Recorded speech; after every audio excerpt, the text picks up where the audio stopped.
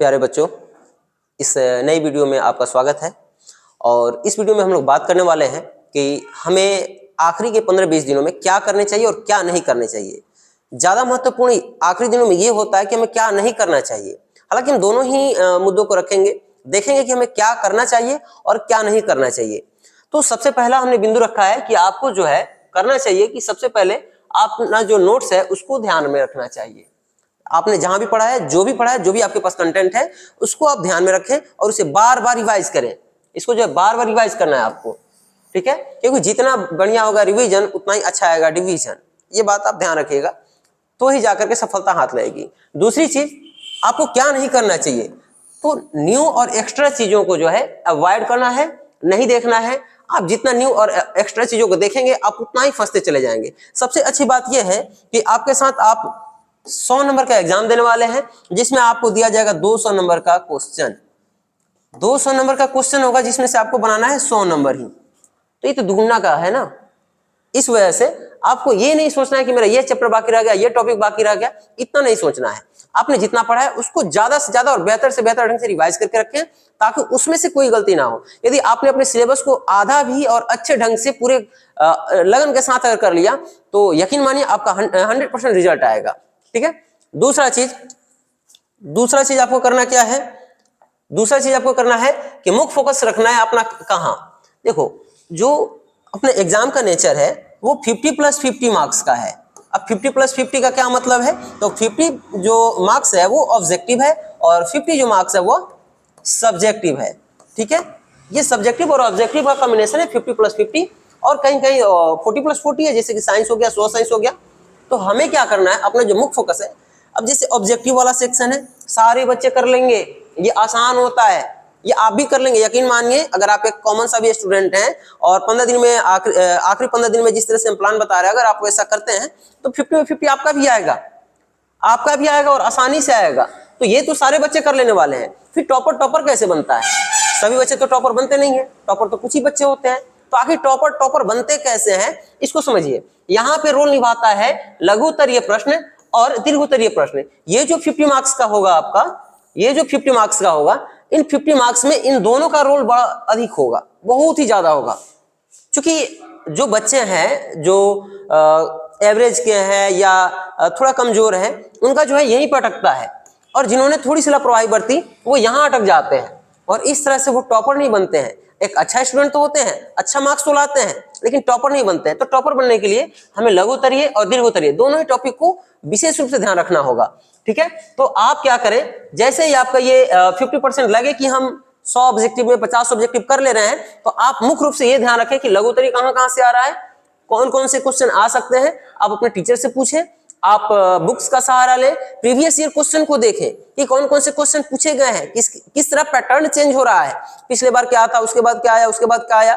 इस तरह से पैटर्न को पहचाने और उसके हिसाब से आप क्या करें, लघुत्तरीय और दीर्घोत्तरीय प्रश्न की तैयारी जो है अच्छे ढंग से कर लें, ठीक है। अब जो अगली टॉपिक है, हमें यह देखना है कि डेली कम से कम एक सेट बनाने हैं आपको। अगर आप ऐसा नहीं करते हैं तो फिर टॉपर के श्रेणी में आप नहीं आएंगे।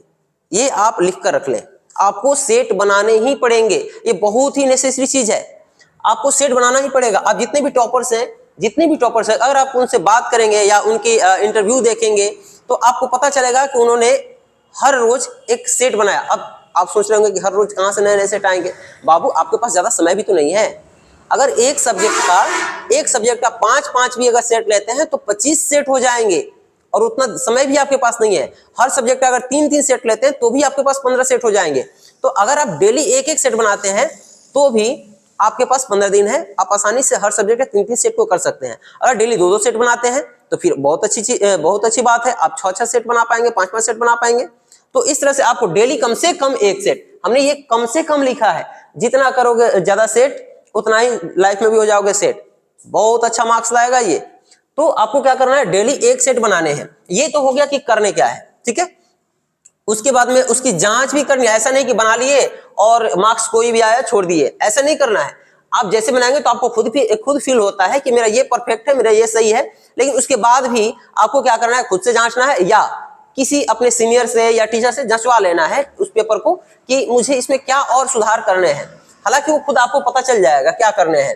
और जो गलत प्रश्न हो उसके उत्तर को क्या करना है, याद जरूर करना है। वो जो गलत प्रश्न है वही आपको बताता है कि आपकी कमजोरी कहाँ कहाँ है। और इस तरह से अगर आप अपने कमजोरी को हर बार निकाल फेंकते हैं अपने अंदर से, तो आप एक समय आएगा जब आप अपने आप को एकदम परफेक्ट महसूस करेंगे, और वही समय होगा जो आपको टॉपर बनाएगा। जिस दिन आपको ये फील आ गया कि आप परफेक्ट हो चुके हैं, आप समझिए कि आप टॉपर की श्रेणी में जा चुके हैं। ठीक है, तो ये हुई तीसरी बात। चौथी बात यह है कि आपको क्या करना है, डेली कम से कम 10 घंटा पढ़ने हैं। बाबू अगर अब सोच रहे हो कि 2 घंटा 1 घंटा पढ़ने से हम टॉपर हो जाएंगे, तो ये भूल जाओ, दिमाग से निकाल दो इन बातों को। कम से कम आपको डेली 10 घंटे पढ़ने ही पड़ेंगे। अगर ज्यादा हो जाए तो बहुत बेहतर, इससे कम नहीं कर सकते हैं। अगर इससे कम कर रहे हैं तो फिर आप एक एवरेज स्टूडेंट पे गिने जाएंगे, और फिर आप कॉमन सा पास तो हो ही जाओगे। तो आपको क्या करना है, कम से कम 10 घंटा पढ़ना है। अब 10 घंटा क्यों हमने कहा, सिर्फ कह देने से नहीं होता है। और आप लोग को लग रहा होगा कि ज्यादा है ये, तो बाबू पता करो, अपने पड़ोस में पता करो, देखो कि उन बच्चों को जो आज नजर नहीं आ रहे हैं, कई महीने से नजर नहीं आ रहे हैं, क्या वो बैठ करके रील्स देख रहे हैं? नहीं, वो पढ़ रहे हैं। तो कैसे आप उनसे आगे बढ़ेंगे, इसके लिए आपको भी मेहनत करना पड़ेगा। तो कम से कम आपको 10 घंटा पढ़ना पड़ेगा। ठीक है, सभी सब्जेक्ट, अब मान लो सभी सब्जेक्ट को अगर 1.5 घंटा हम देते हैं, हमने प्लस लिखा है, आप मिनिमम 1.5 घंटा देंगे। 1.5 घंटा हमने क्यों रखा है, क्योंकि आपके पास 2 सेक्शन होंगे, एक ऑब्जेक्टिव का और एक सेक्शन होगा सब्जेक्टिव का। अगर हम ऑब्जेक्टिव को आधा घंटा भी देते हैं और सब्जेक्टिव को 1 घंटा भी देते हैं, क्योंकि हमने कहा है कि ज्यादा रोल है लघु उत्तरीय और दीर्घ उत्तरीय का, डेली आपको 1 घंटा सब्जेक्टिव को देना है और आधा घंटा ऑब्जेक्टिव को देना है। इस तरह से ये टोटली 1.5 घंटा हो जाएगा आपका एक सब्जेक्ट।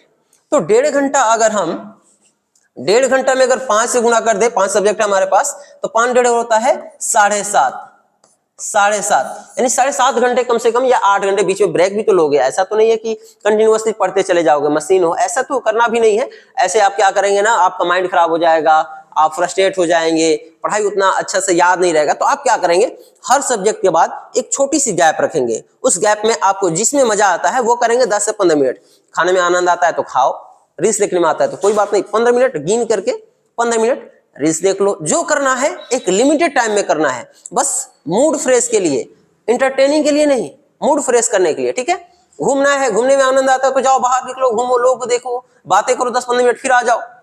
ठीक है, तो क्या करना है, इसमें तो 8 घंटे कम से कम हो गए। अब 8 घंटे हमने 2 घंटा एक्स्ट्रा क्यों रखा, तो कम से कम जो एक सेट बनाओगे 3 घंटा का, अगर आप फास्ट भी बनाते हो तो भी 2 घंटा प्लस ही लगेंगे।